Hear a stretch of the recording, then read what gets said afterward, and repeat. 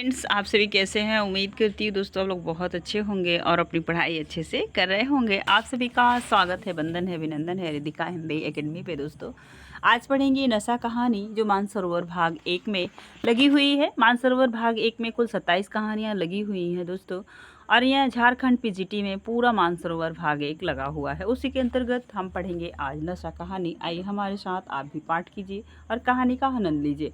कहानी कुछ इस प्रकार से है दोस्तों कि दो दोस्त हैं, एक अमीर और एक गरीब।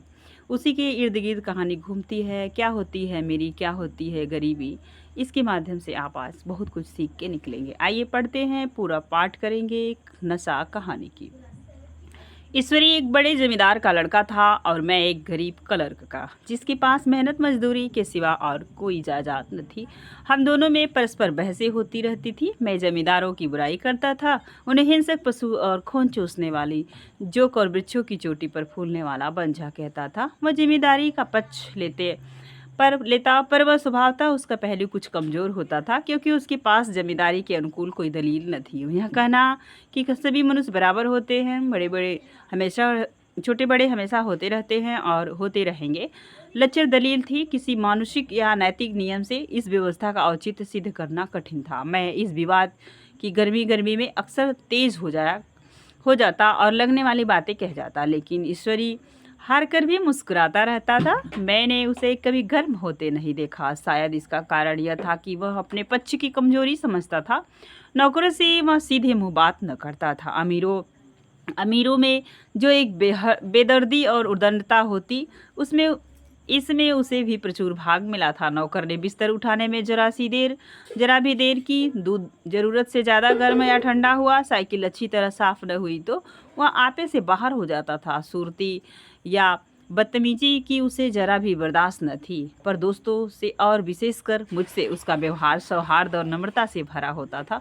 शायद उसकी जगह मैं होता तो मुझ में भी वही कठोरता पैदा हो जाती जो उसमें थी, क्योंकि मेरा लोक प्रेम सिद्धांतों पर नहीं, निजी दशाओं पर टिका हुआ था। लेकिन वह मेरी जगह होकर भी शायद अमीर ही रहता, क्योंकि वह प्रकृति से ही विलासी और ऐश्वर्य प्रिय था। अब की दशहरे की छुट्टी में मैंने निश्चय किया कि घर न जाऊंगा। मेरे पास किराए के लिए रुपए ना थे और ना मैं घर वालों को तकलीफ़ देना चाहता था। मैं जानता हूँ वे मुझे जो कुछ देते हैं वह उन्हीं की हैसियत से बहुत ज़्यादा है। इसके साथ ही परीक्षा का भी ख्याल था। अभी बहुत कुछ पढ़ना बाकी था और घर जाकर कौन पढ़ता है। बोर्डिंग हाउस में भूत की तरह अकेले पड़े रहने को भी जीना चाहता था। इसलिए जब ईश्वरी ने मुझे अपने घर चलने का न्योता दिया तो मैं बिना आग्रह के राजी हो गया। ईश्वरी के साथ परीक्षा की तैयारियां खूब हो जाएंगी। वह अमीर होकर भी मेहनती और ज़हीन है, उसने इसके साथ ही कहा। लेकिन भाई एक बात का ख्याल रखना, वहाँ अगर जमींदारी की निंदा की तो मुआसिला बिगड़ जाएगा और मेरे घर वालों को बुरा लगेगा। वह लोग तो असामियों पर इसी दावे से शासन करते हैं कि ईश्वर ने असामियों को उनकी सेवा के लिए ही पैदा किया है। आसामी भी यही समझता है। अगर उसे सुझाव दिया जाए कि जमींदार और आसामी में कोई मौलिक भेद नहीं तो जमींदारों का कहीं पता न लगे। मैंने कहा, तो क्या तुम समझते हो कि मैं वहाँ जाकर कुछ और हो जाऊँगा? हाँ, मैं तो यही समझता हूँ, तुम गलत समझते हो। ईश्वरी ने इसका कोई जवाब न दिया। उसने इस मुआसले को मेरे विवेक पर छोड़ दिया और बहुत अच्छा किया। अगर वह अपनी बात पर अड़ता तो मैं भी जिद पकड़ लेता। सेकेंड क्लास तो क्या, मैंने कभी इंटर क्लास में भी सफ़र न किया था। अब कि सेकेंड क्लास में सफ़र करने का सौभाग्य प्राप्त हुआ। गाड़ी तो 9 बजे रात को आती थी, पर यात्रा के हर्ष में हम शाम को ही स्टेशन पर जा पहुँचे। कुछ देर इधर उधर सैर करने के बाद रिफ्रेशमेंट रूप में जाकर हम लोगों ने भोजन किया। मेरी वेशभूषा और रंग ढंग से पारखी खानसामों को यह पहचानने में देर न लगी कि मालिक कौन है और पिछलग्गू कौन है। लेकिन न जाने क्यों मुझे उनकी गुस्ताखी बुरी लग रही थी। पैसे ईश्वरी के जेब से गए। शायद मेरे पिता को जो वेतन मिलता है उससे ज़्यादा इन खानसामों को इकराम में मिल जाता होगा। एक अठन्नी तो चलते समय ईश्वरी ही ने दिया। फिर भी मैं उन सभी से उसी तत्परता और विनय की प्रतीक्षा करता था जिससे वे ईश्वरी को सेवा कर रहे थे। क्यों ईश्वरी को हुक्म पर सब के सब दौड़ते, लेकिन मैं कोई चीज़ मांगता तो उतना उत्साह नहीं दिखाते। मुझे भोजन में कुछ स्वाद न मिला। यह भेद मेरे ध्यान को संपूर्ण रूप से अपनी ओर खींचे हुए था। गाड़ी आई, हम दोनों सवार हुए। खानसामों ने ईश्वरी को सलाम किया, मेरी ओर देखा भी नहीं। ईश्वरी ने कहा, कितने तमीज़दार हैं ये सब। हमारे नौकर हैं, कोई काम करने का ढंग नहीं। मैंने खट्टे मन से कहा, इसी तरह अगर तुम अपने नौकरों को भी 8 आने रोज इनाम दिया करो तो शायद इससे ज़्यादा तमीज़दार हो जाएं।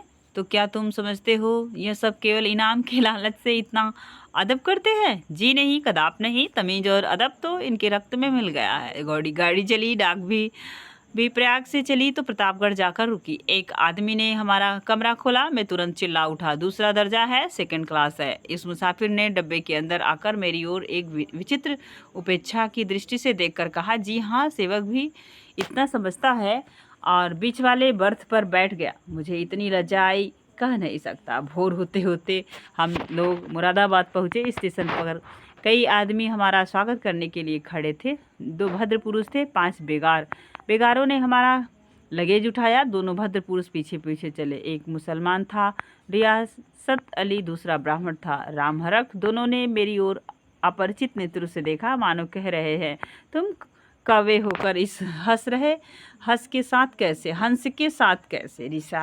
रियासत अली ने ईश्वरी से पूछा, यह बाबू साहब क्या आपके साथ पढ़ते हैं? ईश्वरी ने जवाब दिया, हाँ, साथ पढ़ते भी हैं और साथ रहते भी हैं। यूँ कहिए कि आप ही के बदौलत में इलाहाबाद पढ़ा हुआ हूँ, नहीं कब का लखनऊ चला आया होता। आपकी मैं इन्हें घसीट लाया। इनके घर से कई तार आ चुके थे, मगर मैंने इनकारी जवाब दिलवा दिए। आखिर तार तो अर्जेंट था, जिसकी फीस 4 आने प्रति शब्द है, पर यहाँ से भी उसका जवाब इनकारी हो गया। दोनों सज्जनों ने मेरी ओर चकित नेत्रों से देखा, आतंकित हो जाने की चेष्टा करते हुए जान पड़े। रियासत अली ने अर्धशंका के स्वर में कहा, लेकिन आप बड़े सादे लिबास में रहते हैं। ईश्वरी ने शंका निवारण की, महात्मा गांधी के भक्त हैं साहब, खद्दर के सिवा कुछ पहनते ही नहीं, पुराने सारे कपड़े जला डाले। यूँ कहो कि राजा हैं। 2.5 लाख सालाना की रियासत है, पर आपकी सूरत देखो तो मालूम होता है अभी अनाथालय से पकड़ कर आए हैं। राम हरख बोले, अमीरों का ऐसा स्वभाव बहुत कम देखने में आता है, कोई भाव ही नहीं सकता। रियासत अली ने समर्थन किया, आपने महाराजा चांगली को देखा होता तो दांतों उंगली दबाते। एक गाढ़े की मिर्जई और चमरोधे जूते पहने बाजारों में घुमा करते थे। सुनते हैं एक बार बेगार में पकड़ गए थे और उन्हीं ने 10 लाख से कॉलेज खोल दिए। मैं मन में कटा जा रहा था, पर न जाने क्या बात थी कि यह सफ़ेद झूठ उस वक्त मुझे हास्यास्पद न जान पड़ा। उसके प्रत्येक वाक्य के साथ मानो मैं उस कल्पित वैभव के समीप तर आता जाता था। मैं सह सवार नहीं हूँ। हाँ, लड़कपन में कई बार लद घोड़े पर सवार हुआ। यहाँ देखा तो 2 कला रास घोड़े हमारे लिए तैयार खड़े थे। मेरी तो जान ही निकल गई। सवार तो हुआ, पर बोटियां काँप रही थी। मैंने चेहरे पर सिकन न पड़ने दिया, घोड़े को ईश्वरी के पीछे डाल दिया। खैरियत यह हुई कि ईश्वरी ने घोड़े को तेज न किया, वरना शायद मैं हाथ पांव तुड़वा कर लौटता। संभव है ईश्वरी ने समझ लिया हो कि यह कितने पानी में है। ईश्वरी का घर क्या था? किला था। इमामबाड़ों का सा फाटक, द्वार पर पहरेदार, टहलता हुआ नौकरों का कोई हिसाब नहीं। एक हाथी बधा हुआ। ईश्वरी ने अपने पिता, चाचा, ताऊ आदि सबसे मेरा परिचय कराया और उसी अतिशयोक्ति से के साथ ऐसी हवा बांधी कि कुछ न पूछिए। नौकर चाकर ही नहीं, घर के लोग भी मेरा सम्मान करने लगे। देहात के जमींदार लाखों का मुनाफा, मगर पुलिस कांस्टेबल को भी अफसर समझने वाले कई महाशय तो मुझे हुजूर कहने लगे। जब जरा एकांत हुआ तो मैंने ईश्वरी से कहा, तुम बड़े शैताना हो यार, मेरी मिट्टी क्यों फलीद कर रहे हो? ईश्वरी ने सुदृढ़ मुस्कुराहट के साथ कहा, इन गधों के सामने यही चाल जरूरी है, वरना सीधे मुंह बोलते भी नहीं। जरा देर बाद एक नाई हमारे पांव दबाने आया। कुंवर लोग स्टेशन से आए हैं, थक गए होंगे। ईश्वरी ने मेरी ओर इशारा करके कहा, पहले कुंवर साहब के पांव दबा। मैं चारपाई पर लेटा हुआ था। मेरे जीवन में ऐसा शायद ही कभी हुआ हो कि किसी ने मेरे पांव दबाए हो। मैंने इसे अमीरों के चोंचले रईसों का गधापन और बड़े आदमियों की मुदर दो का जाने क्या क्या कहकर ईश्वरी का परिहास किया करता। आज मैं पौतड़ों का रईस बनने का स्वांग भर रहा था। इतने में 10 बज गए। पुरानी सभ्यता के लोग थे। नई रोशनी अभी केवल पहाड़ की चोटी तक पहुंच पाई थी। अंदर से भोजन का बुलावा आया। हम स्नान करने चले गए। मैं हमेशा अपनी धोती खुद छांट लिया करता था। छांट लेने का मतलब धुल लेना, मगर यहाँ मैंने ईश्वरी की ही भांति अपनी धोती भी छोड़ दी। अपने हाथों अपनी धोती छांटने बड़ी शर्म आ रही थी। अंदर भोजन करने चले गए। हॉस्टल में जूते पहने मेज पर जा डटते थे। यहाँ पाँव धोना आवश्यक था। कहार पानी लिए खड़ा था। ईश्वरी ने पाँव बढ़ा दिए। कहार ने उसके पाँव धोए। मैंने भी पाँव बढ़ा दिया। कहार ने मेरे पाँव भी धोए। मेरा यह विचार न जाने कहाँ चला गया था। सोचा था वहाँ देहात में एकाग्र होकर खूब पढ़ेंगे, पर यहाँ सारा दिन सैर सपाटे में कट जाता था। कहीं नदी में बजरे पर सैर कर रहे हो, कहीं मछलियों या चिड़ियों का शिकार खेल रहे हैं, कहीं पहलवानों की कुश्ती देख रहे हैं, कहीं शतरंज पर जमे हैं। ईश्वरी खूब अंडे मंगवाता और कमरे में स्टोव पर आमलेट बनते। नौकर का एक जत्था हमेशा घेरे रहता। अपने हाथ पांव के हिलाने का कोई ज़रूरत नहीं, केवल जबान हिला देना काफ़ी है। जबान हिला देना काफ़ी। नहाने बैठे तो आदमी नहलाने को हाजिर, लेटे तो 2 आदमी पंखा झलने को खड़े। मैं महात्मा गांधी का कुंवर चेला मशहूर था। भीतर से बाहर तक मेरी धाक थी। नाश्ते में जरा भी देर न होने पाए, कहीं कुंवर साहब नाराज न हो जाए, बिछावन ठीक समय पर लग जाए। कुंवर साहब के सोने का समय आ गया। मैं ईश्वरी से भी ज़्यादा नाजुक दिमाग बन गया था, या बनने पर मजबूर किया गया था। ईश्वरी अपने हाथ से बिस्तर बिछा ले, लेकिन कुंवर मेहमान अपने हाथों कैसे अपना बिछावन बिछा सकते थे। उनकी महानता में बट्टा लग जाएगा। एक दिन सचमुच यही बात हो गई। ईश्वरी घर में थे। शायद अपनी माता से कुछ बातचीत करने में देर हो गई। यहाँ 10 बज गए। मेरी आंखें नींद के झपक रही थी, मगर बिस्तर कैसे लगाऊं। कुंवर जो ठहरा। कोई 11:30 बजे महरा आया। बड़ा मुंह लगा नौकर था। घर के धनों में मेरा बिस्तर लगाने को उसे सुध नहीं न रही। धंधों में अब जो याद आई तो भागा हुआ आया। मैंने उसे ऐसी डांट बताई कि उसने भी याद किया होगा। ईश्वरी मेरी डांट सुनकर बाहर निकल आया और बोला, तुमने बहुत अच्छा किया। ये सब हरामखोर इसी व्यवहार के योग्य हैं। इसी तरह ईश्वरी एक दिन एक जगह दावत में गया हुआ था। शाम हो गई मगर लैंप न जला। लैंप मेज पर रखा हुआ था। दिया सलाई भी वही था, लेकिन ईश्वरी खुद कभी लैंप नहीं जलाता। फिर कुंवर साहब कैसे जलाएं। मैं झुंझला रहा था। समाचार पत्र आया रखा हुआ था। जी उधर लगा हुआ था, पर लैंप नदारत।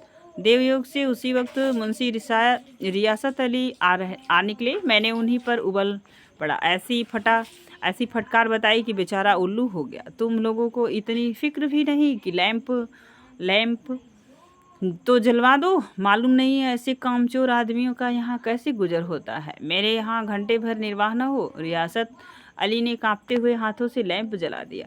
वहाँ एक ठाकुर अक्सर आया करता था।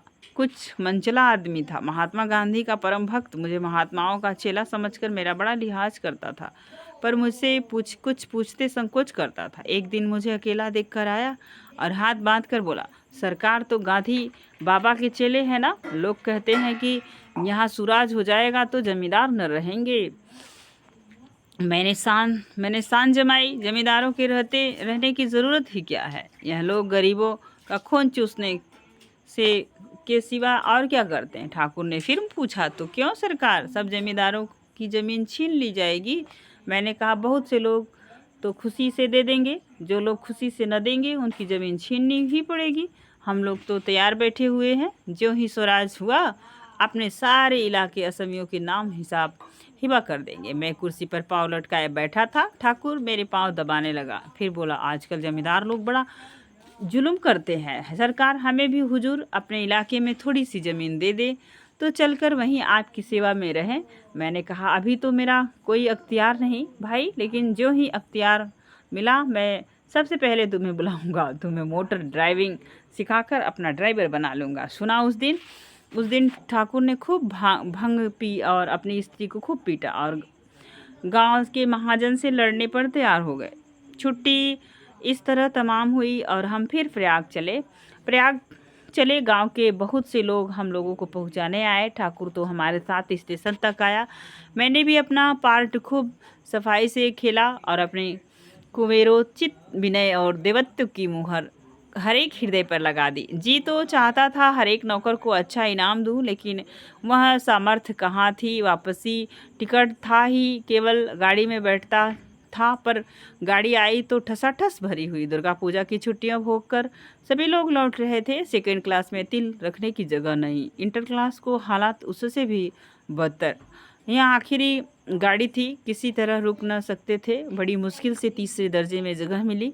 हमारे ऐश्वर्य ने वहाँ अपना रंग जमा लिया, मगर मुझे उसमें बैठना बुरा लग रहा था। आए थे आराम के, लेटे लेटे जा रहे हैं। सिकुड़े हुए पहलू बदलने की भी जगह न थी। कई आदमी पढ़े लिखे भी थे। वे आपस में अंग्रेजी राज्य की तारीफ करते जा रहे थे। यह महाशय बोले, ऐसा न्याय तो किसी राज्य में नहीं देखा। छोटे बड़े सब बराबर। राजा भी किसी पर अन्याय करे तो अदालत उसकी भी गर्दन दबा देती है। दूसरे सज्जन ने समर्थन किया, अरे साहब, आप खुद बादशाह पर दावा कर सकते हैं, अदालत में बादशाह पर डिग्री हो जाती है। एक आदमी जिसकी पीठ पर बड़ा सा गट्ठर बंधा था, कलकत्ते जा रहा था। कई गठरी रखने की जगह न मिलती थी, पीठ पर बांधे हुए था। इससे बेचैन होकर बार बार द्वार पर खड़ा हो जाता। मैं द्वार के पास ही चला गया था। उसका बार बार जाकर मेरे मुंह को अग्नि गठरी से रगड़ना मुझे बहुत बुरा लग रहा था। एक तो हवा यूं ही कम थी, दूसरे उस गंवार का आकर मेरे मुंह पर खड़ा हो जाना मानो मेरा गला दबाना था। मैं कुछ देर तक जब्त किए बैठा रहा। एकाएक मुझे क्रोध आ गया। मैंने उसे पकड़कर पीछे ढकेल दिया और 2 तमाचे जोर जोर से लगाए। उसने आंखें निकाल कर कहा, क्यों मारते हो बाबूजी? हमने भी किराया दिया है। मैंने उठकर 2-3 तमाचे और जड़ दिए। गाड़ी में तूफान आ गया। चारों ओर मुझ पर बौछार पड़ने लगी। अगर इतने नाजुक मिजाज हो तो अव्वल दर्जे में क्यों नहीं बैठे?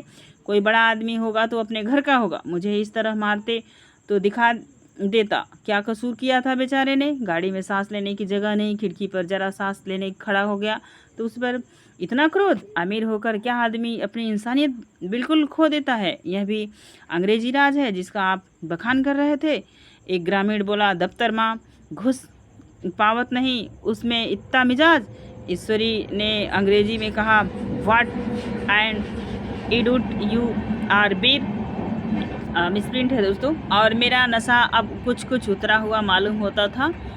और ये कहानी यहीं पे समाप्त होती है दोस्तों। वीडियो कैसा लगा कमेंट सेक्शन में हमें कमेंट बताइएगा। और इस समय ट्रेन आ गई है तो दोस्तों शोर ज़्यादा हो रहा है। आज के लिए बस इतना ही, फिर मिलेंगे नेक्स्ट वीडियो में। अपना ख्याल रखिएगा और वीडियो पसंद आएगा तो प्लीज़ लाइक कीजिएगा, अपने दोस्तों में साझा कीजिएगा। धन्यवाद।